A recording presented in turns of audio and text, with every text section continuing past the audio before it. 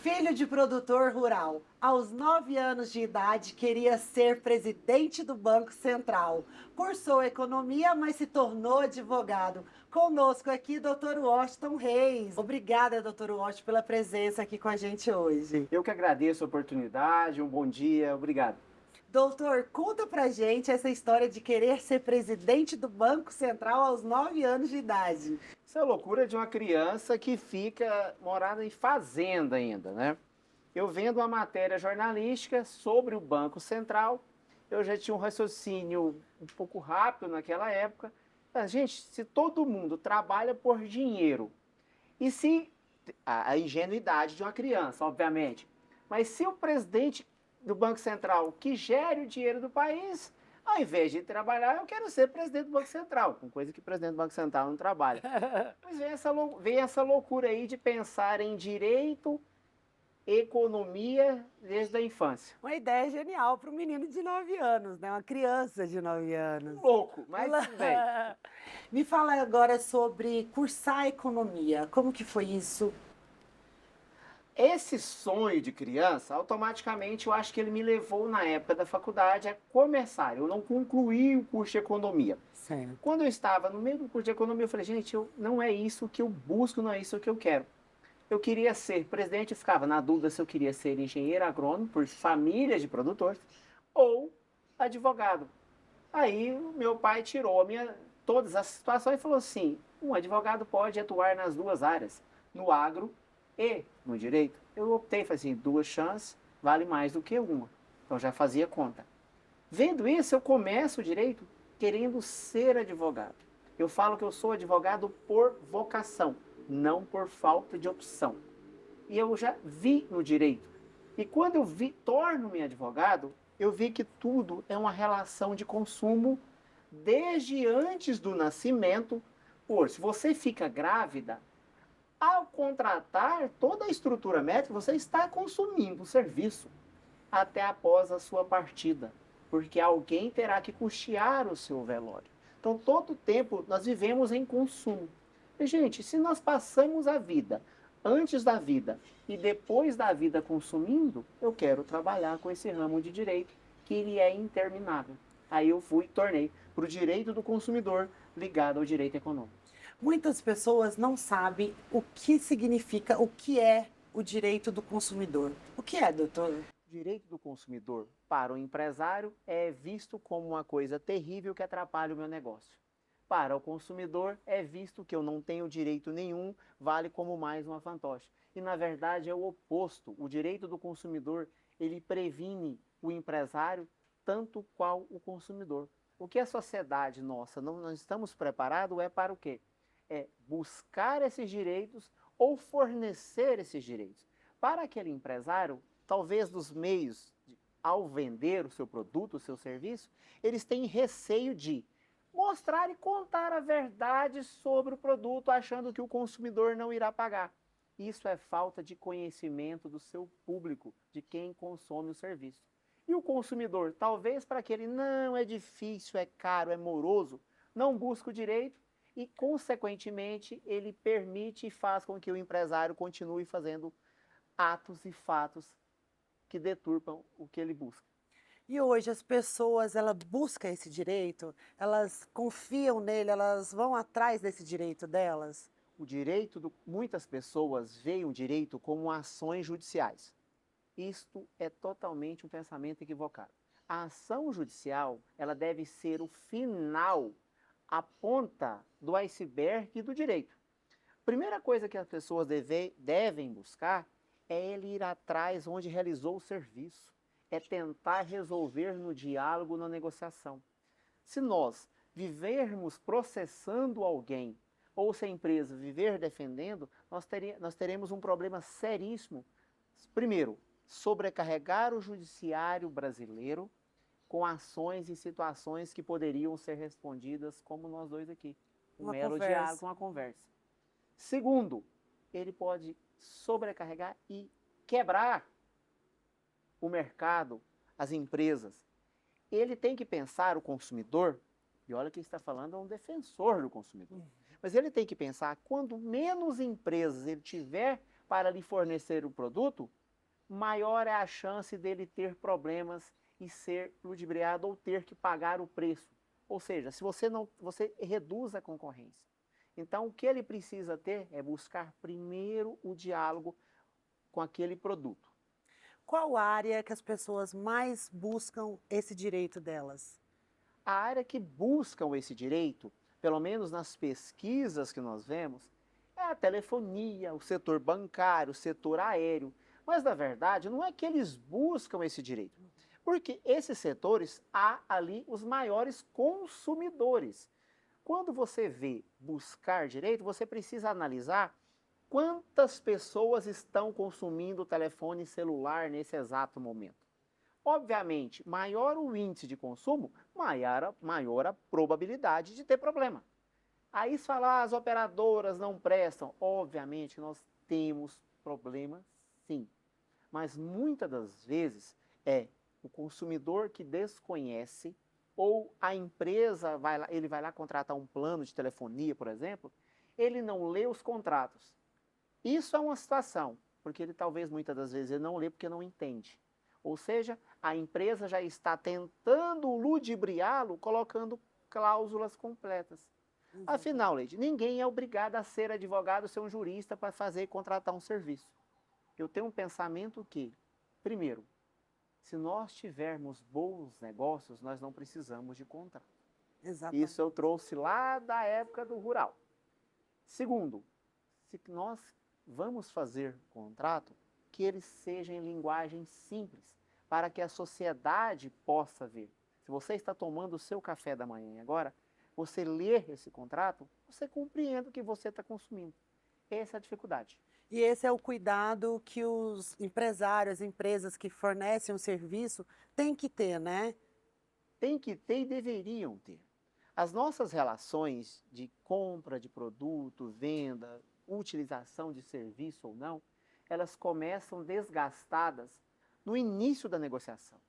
Quando você vai ver aqueles termos intermináveis de linguagem complexas, muitas das vezes pelo tempo, muitas das vezes pelo desconhecimento, você assina, ou se for virtual, você dá o aceite sem saber o que está aceitando. Quando dá uma reclamação, você vai procurar os seus direitos? Não, mas você assinou. De fato, você assinou sabendo? Você teve o esclarecimento necessário? O Código de Consumidor, ele traz uma situação muito clara. Eu tenho o direito de ser informado em uma linguagem clara, simples e objetiva. Se falta isso, eu não tenho o meu direito preservado. Começa daí então, né, doutor? Começa daí os desgastes que desemboca na sobrecarregar o judiciário. E o que leva as pessoas a desistirem de procurar esse direito? Acharem, como você disse no início, acharem que não adianta procurar, que não vai dar certo, não vai ganhar ou não vai conseguir resolver o seu problema? Primeira coisa, a gente fala de morosidade, demora, tempo. Muitas pessoas acham que buscar o dinheiro não vai dar em nada mesmo, vou entrar com ação, vou contratar um advogado, vai ficar com as ações intermináveis na justiça.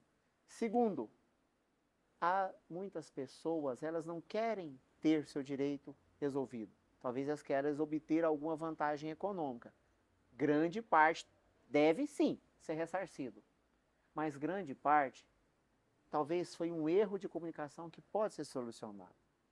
Por exemplo, nós temos vivenciado no direito, ultimamente, é o desvio produtivo do tempo.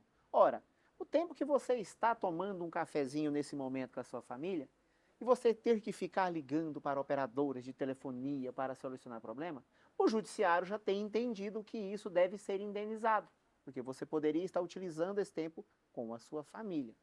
Mas também essa indenização não é uma indenização, a depender da situação, que o enriqueça, que faz com que ele não possa trabalhar. Talvez as falsas promessas de grandes resultados faz com que ele se afaste e não busque o judiciário. Talvez a falta de conhecimento e de um pós-venda pelo setor empresarial faz com que ele deixe disso. Só que o empresário ele precisa estar atento o quê?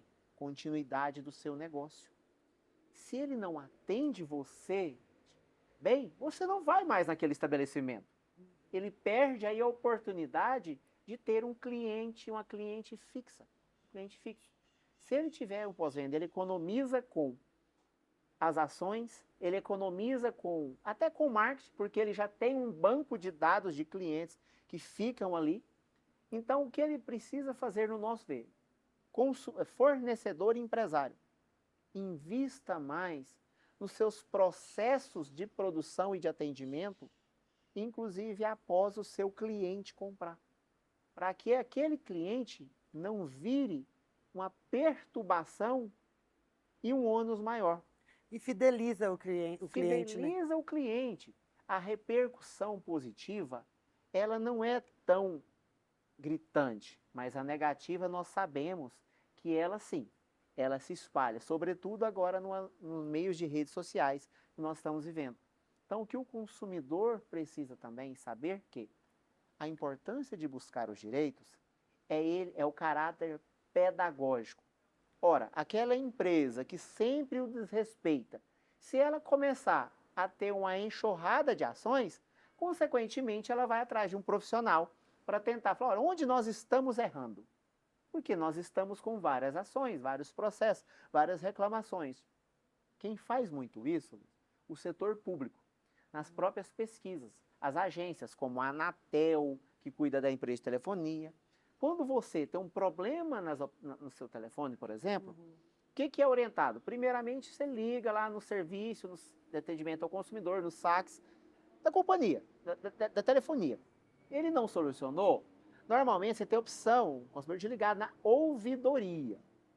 Aí são o pessoal normalmente mais técnicos que irá solucionar ou tentar pelo menos verificar o seu problema. Não solucionou? Essas empresas, elas são reguladas pelo governo, sobretudo federal. Nós temos as agências, nós temos a ANEEL, que cuida da parte elétrica, a Anatel, a ANAC, que é da aviação, nós temos a Anvisa do setor fármacos e também do setor de agro, também de inseticidas, essas coisas. Você pode, como consumidora, fazer uma reclamação nessas agências. Com a quantidade de reclamação que chega nessas agências, aciona como se fosse uma luzinha. Opa, por que essa determinada operadora está com muitas reclamações no serviço de cancelamento na dificuldade? Vamos investigar.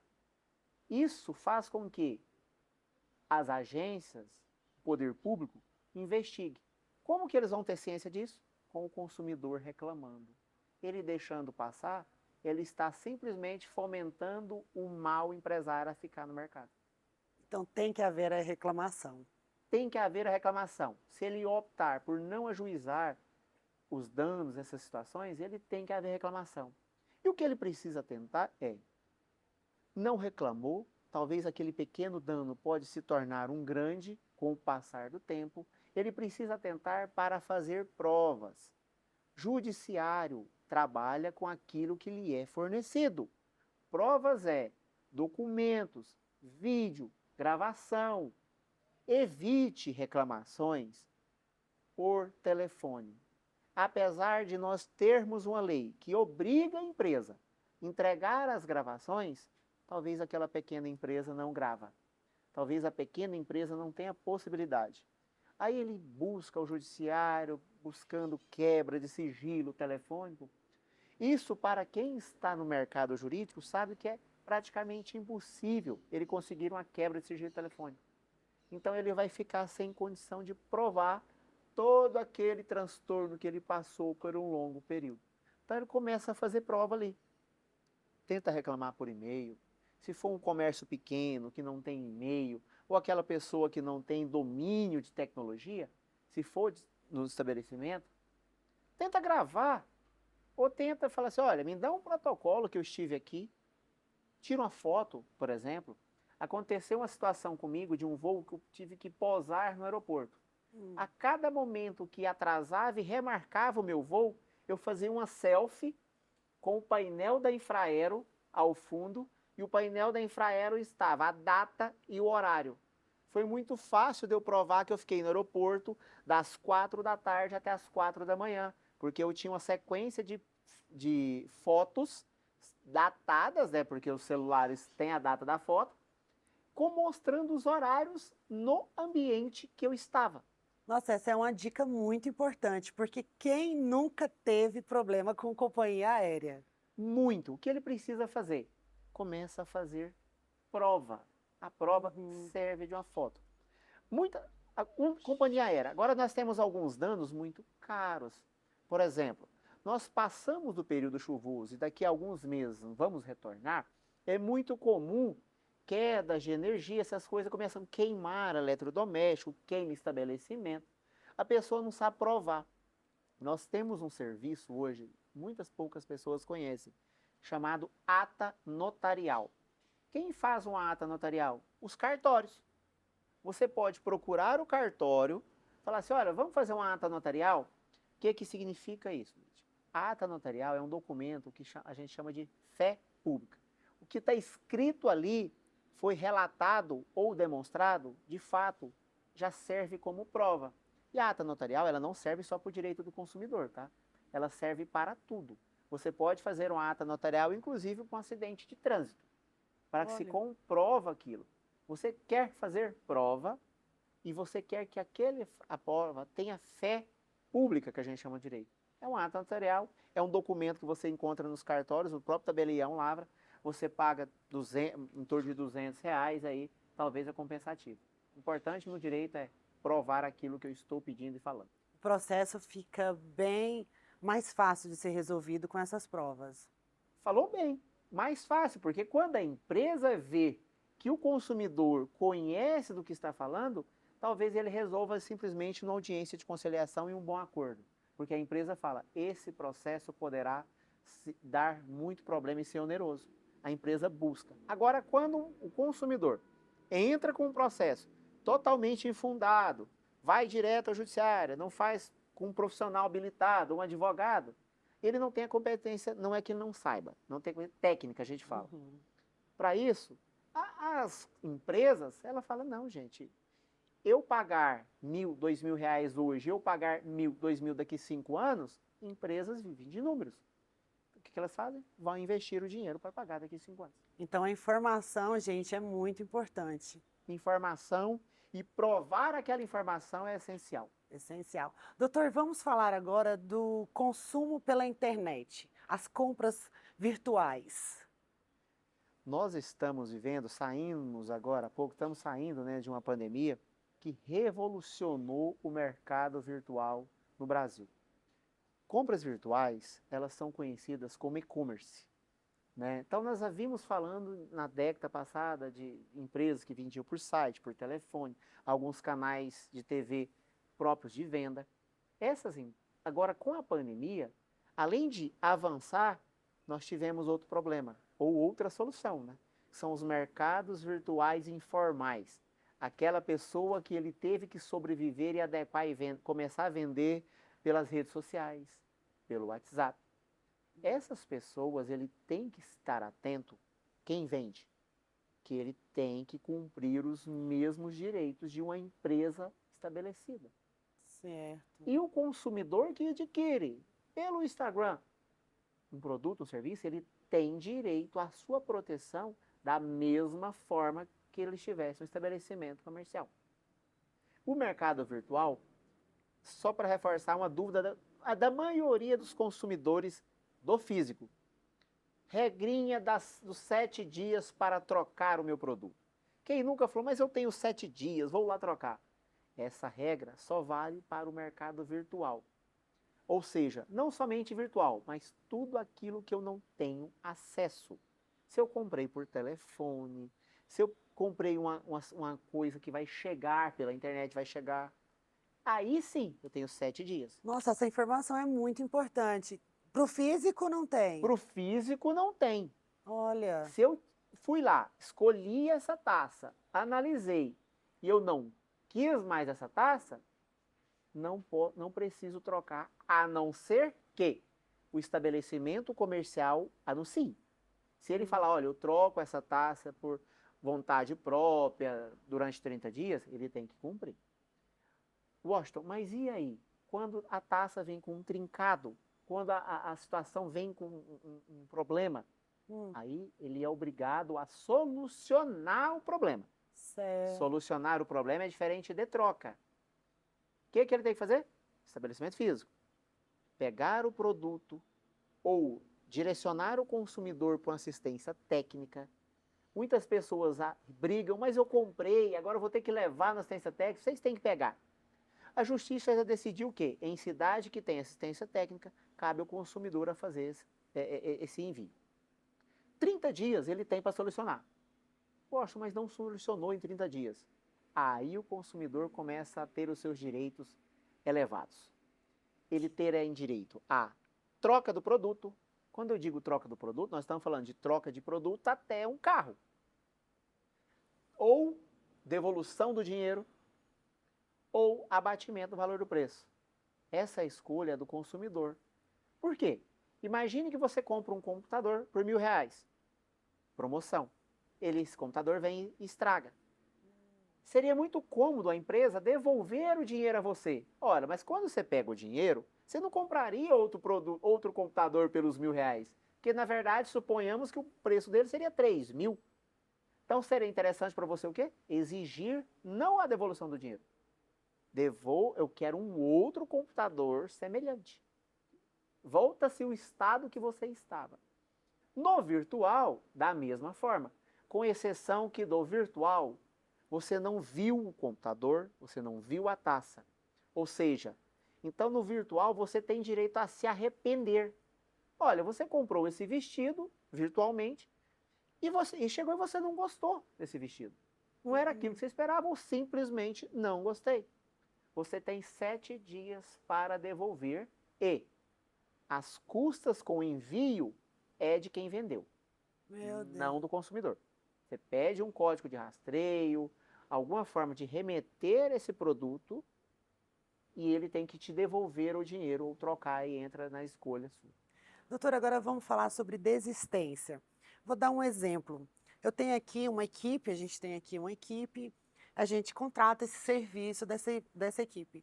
Aí, de repente, no dia tem um tempo para desistência? Existe algum tempo para desistir? Eu tenho também um negócio, um espaço de eventos. Eu loco aquele espaço, aí a pessoa não vai poder realizar o evento mais naquela data. Ele tem um direito a um tempo para desistir? Me fala sobre isso. As regras para uma desistência variam-se do negócio. Por exemplo, do espaço. Ele pode desistir, ninguém é obrigado a permanecer.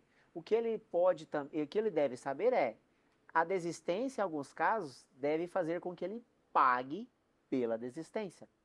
O espaço do evento. Ora, a partir do momento que você loca para uma pessoa o espaço do evento, você perdeu a oportunidade de locar para outra pessoa.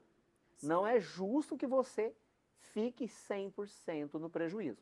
O que você não pode fazer também é, suponhamos que você alocou o espaço por R$10.000 e você colocar a multa no contrato de R$10.000. Essa multa, a justiça já tem entendido que ela é arbitrária. O que é uma multa razoável? Depende do negócio. Uma multa razoável, 20% a 30%.